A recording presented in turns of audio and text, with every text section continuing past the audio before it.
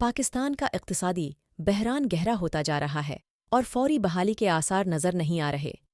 ملک سنگین مالی مشکلات سے دوچار ہے، جن میں کم ذخائر، بڑھتا ہوا عوامی قرضہ، ریکارڈ توڑ مہنگائی اور تیزی سے گرتی ہوئی کرنسی شامل ہیں۔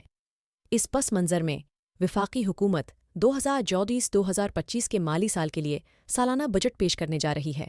یہ بجٹ IMF کے 6.5 ارب امریکی ڈالر کے بیل آؤٹ پروگرام سے باقی 2.5 ارب امریکی ڈالر کو کھولنے کا مقصد رکھتا ہے، جو اس مہینے کے آخر میں ختم ہو رہا ہے۔ کل بجٹ کا حجم 1444 ٹریلین روپے ہے۔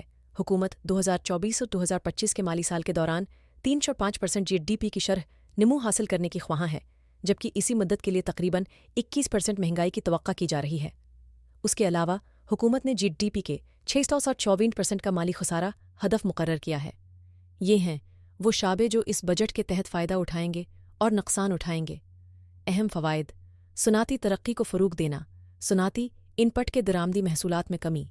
اہم اشیاء جیسے صنعتی پیداوار کے لیے خام مال، کھاد اور بیجوں کے لیے درآمدی محصولات کی چھوٹ۔ زرعی شعبے کو فروغ دینا، بیج، جھینگا، جھینگے، جیوینلز اور بھنے ہوئے مونگ پھلی کی درآمد پر کسٹم ڈیوٹی کی چھوٹ۔ توانائی کی کارکردگی اور تحفظ کو فروغ دینا، شمسی آلات کے لیے ڈیوٹی کی چھوٹ۔ توانائی کی غیر مصرفین اور بلبوں پر federal excise duty. Information technology (IT) شعبے کو فروغ دینا، برآمد کنندگان کے ذریعہ درآمد کردہ IT آلات پر ٹیکس کی چھوٹ۔ ترسیلات زر اور کرنسی کے استحکام کی حوصلہ افزائی، federal board of revenue (FBR) کے ذریعہ پوچھ گچھ کے بغیر 100,000 امریکی ڈالر تک کی غیر ملکی ترسیلات زر کی چھوٹ۔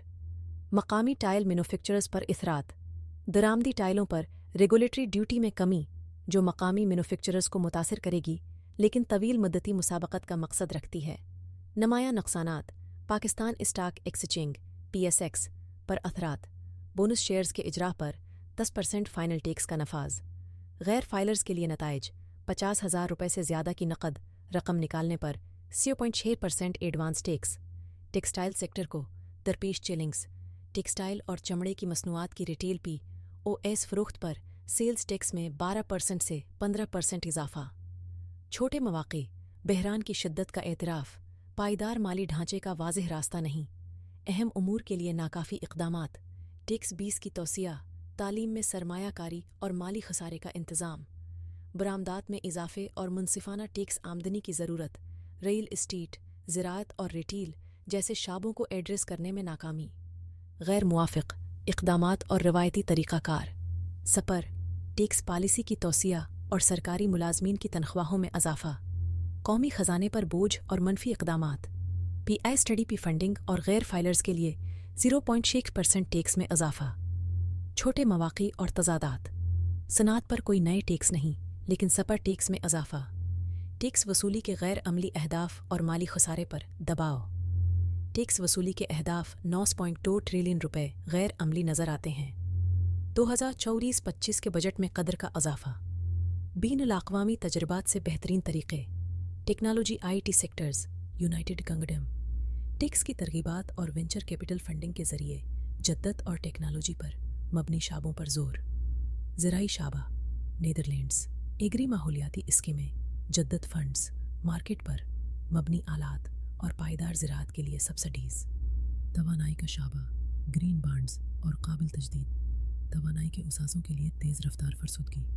انفراسٹرکچر، کینیڈا، عوامی نقل و حمل کے نظام کے لیے کامیاب PPP ماڈل۔